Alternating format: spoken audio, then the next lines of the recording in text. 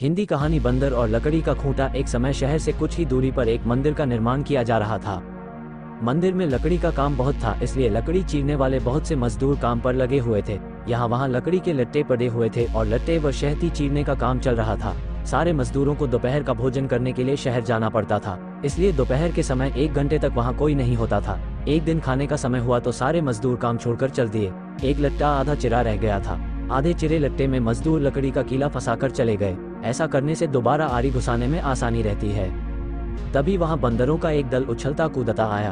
उनमें एक शरारती बंदर भी था जो बिना मतलब चीजों से छेड़छाड़ करता रहता था। पंगे लेना उसकी आदत थी। बंदरों के सरदार ने सबको वहां पड़ी चीजों से छेड़छाड़ न करने का आदेश दिया। सारे बंदर पेड़ों की ओर चल दिए, पर वह शैतान बंदर सबकी नजर बचाकर पीछे रह गया और लगा रंगेबाजी करने।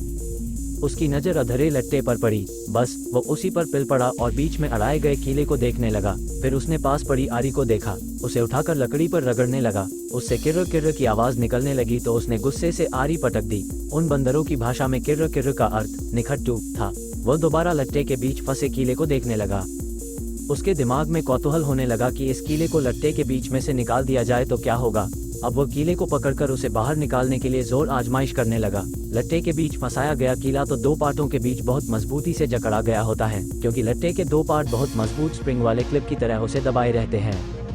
बंदर खूब जोर लगाकर उसे हिलाने की कोशिश करने लगा। कीला जोर लगाने पर हिलने व खिसकने लगा तो बंदर अपनी शक्ति पर खुश हो गया। वो और जोर से ख्वा ख्वा करता कीला सरकाने लगा। इस धींगामुष्टि के बीच बंदर की पूंछ 2 पार्टों के बीच आ गई थी, जिसका उसे पता ही नहीं लगा। उसने उत्साहित होकर एक जोरदार झटका मारा और जैसे ही कीला बाहर खींचा, लट्टे के 2 चिरे भाग फटाक से क्लिप की तरह जुड़ गए और बीच में फंस गई बंदर की पूंछ। बंदर चिल्ला उठा। तभी मजदूर वहां लौटे। उन्हें देखते ही बंदर ने भागने के लिए जोर लगाया तो उसकी पूंछ टूट गई। वह चीखता हुआ टूटी पूंछ लेकर भागा। कहानी सुनाकर कर्तक बोला, इसीलिए कहता हूँ कि जिस काम से कोई अर्थ न सिद्ध होता हो उसे नहीं करना चाहिए। व्यर्थ का काम करने से जान भी जा सकती है। अरे अब भी पिंगलिक जो शिकार करके लाता है उससे हमें भरपेट भोजन तो मिल ही जाता है, तब बेकार ही झंझट में पड़ने से क्या फायदा। दमनक बोला, तो तुम क्या केवल भोजन के लिए ही जीते हो? ये तो ठीक नहीं। अपना पेट कौन नहीं भर लेता? जीना तो उसका ही उचित है जिसके जीने से और भी अनेक लोगों का जीवन चलता हो। दूसरी बात ये कि शक्ति होते हुए भी जो उसका उपयोग नहीं करता और उसे यूं ही नष्ट होने देता है, उसे भी अंत में अपमानित होना पड़ता है। कर्तक ने कहा, लेकिन हम दोनों तो ऐसे भी मंत्री पद से च्युत हैं, फिर राजा के बारे में ये सब जानने की चेष्टा करने से क्या लाभ? ऐसी हालत में तो राजा से कुछ कहना भी अपनी हंसी उड़वाना ही होगा। व्यक्ति को अपनी वाणी का उपयोग भी वहीं करना चाहिए जहाँ उसके प्रयोग से किसी का कुछ लाभ हो। भाई तुम ठीक नहीं समझते। राजा से दूर रहकर तो रही सही इज्जत भी गंवा देंगे हम। जो राजा के समीप रहता है उसी पर राजा की निगाह भी रहती है और राजा के पास होने से ही व्यक्ति असाधारण हो जाता है। कर्तक ने पूछा, तुम आखिर करना क्या चाहते हो? हमारा स्वामी पिंगलिक आज भयभीत है। दमनक बोला, उसके सारे सहचर भी डरे डरे से हैं। मैं उनके भय का कारण जानना चाहता हूँ। तुम्हें कैसे पता कि वे डरे हुए हैं? लो, ये भी कोई मुश्किल है। पिंगलिक के हाव भाव, चाल ढाल, उसकी बातचीत, आंखों और चेहरे से ही स्पष्ट जान पड़ता है कि वह भयभीत है। मैं उसके पास जाकर उसके भय के कारण का पता करूंगा, फिर अपनी बुद्धि का प्रयोग करके उसका भय दूर कर दूंगा। इस तरह उसे वश में करके मैं फिर से अपना मंत्री पद प्राप्त करूंगा। कर्तक ने फिर भी शंका जताई, तुम इस विषय में तो कुछ जानते नहीं कि राजा की सेवा किस प्रकार करनी चाहिए। ऐसी स्थिति में उसे वश में कैसे कर लोगे? दमनक बोला, राजसेवा के बारे में मैं नहीं जानता। ये तुम कैसे कह सकते हो? बचपन में पिता के साथ रहकर मैंने सेवा धर्म तथा राजनीति के विषय में जो कुछ भी सुना सब अच्छी तरह सीख लिया है।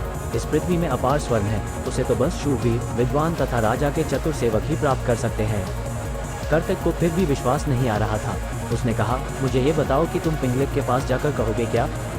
अभी से मैं क्या कहूँ? वार्तालाप के समय तो एक बात से दूसरी बात अपने आप निकलती जाती है।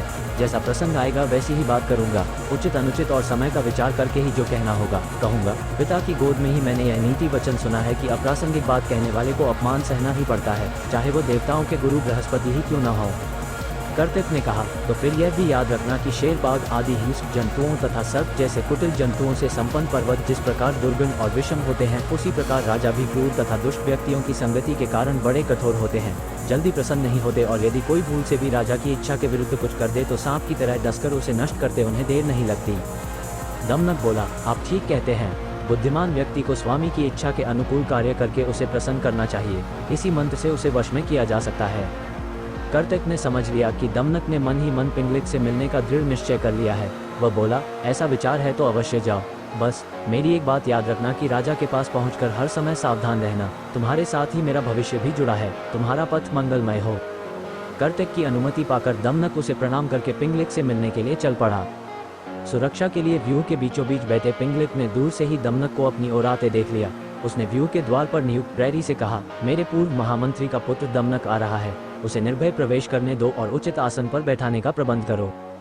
दमनक ने बेरोक टोक पिंगलिक के पास पहुंचकर उसे प्रणाम किया। साथ ही उसका संकेत पाकर वह निकट ही दूसरे मंडल में बैठ गया। सिंहराज पिंगलिक ने अपना भारी पंजा उठाकर स्नेह दिखाते हुए दमनक के कंधे पर रखा और आदर के साथ पूछा, कहो दमनक, कुशल से तो रहे? आज बहुत दिनों के बाद दिखाई पड़े, किधर से आ रहे हो?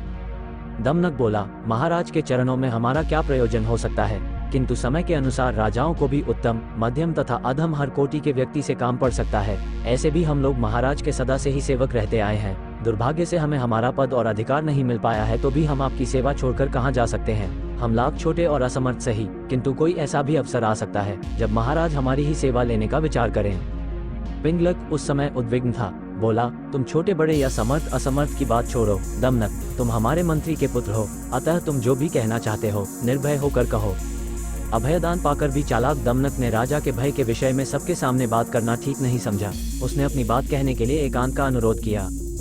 पिंगलिक ने अपने अनुचरों की ओर देखा। राजा की इच्छा समझकर आसपास के जीव जंतु हटकर दूर जा बैठे। एकांत होने पर दमनक ने बड़ी चतुराई से पिंगलिक की दुखती रग ही छेड़ दी। बोला, स्वामी, आप तो यमुना तट पर पानी पीने जा रहे थे, फिर सहसा प्यासे ही लौटकर इस मंडल के बीच इस तरह चिंता से व्यग्र होकर क्यों बैठे हैं? दमनक की बात सुनकर सिंह पहले तो सकुचा गया, फिर दमनक की चतुराई पर भरोसा करके उसने अपना भेद खोल देना उचित समझा। पल भर सोचकर बोला, दमनक, ये जो रह रहकर गर्जना सी होती है, इसे तुम भी सुन रहे हो ना? सुन रहा हूँ महाराज, बस इसी के कारण मैं क्षुब्ध हूँ। तट पर यही गर्जना बार बार हो रही थी। लगता है इस वन में कोई विकट जंतु आ गया है, जिसकी गर्जना ही इतनी भयंकर है, वह स्वयं कैसा होगा। इसी के कारण मैं तो ये जंगल छोड़कर कहीं और चले जाने का विचार कर रहा हूँ। दमनक ने कहा, लेकिन मात्र शब्द सुनकर भय के मारे अपना राज्य छोड़ना तो उचित नहीं है। महाराज, शब्द अथवा ध्वनि का क्या है? कितने ही बाजों की ध्वनि भी गर्जना किसी बड़ी गंभीर होती है, और अपने पुरखों का स्थान छोड़ने से पहले पता तो करना ही चाहिए कि ध्वनि का कारण क्या है। ये तो गोमायु गीदड़ की तरह डरने की बात हुई, जिसे बाद में पता चला कि धोल में तो पोल ही पोल है। पिंगलिक ने पूछा, गोमायु गीदड़ के साथ क्या घटना हुई थी? दमनक गोमायु की कहानी सुनाने लगा।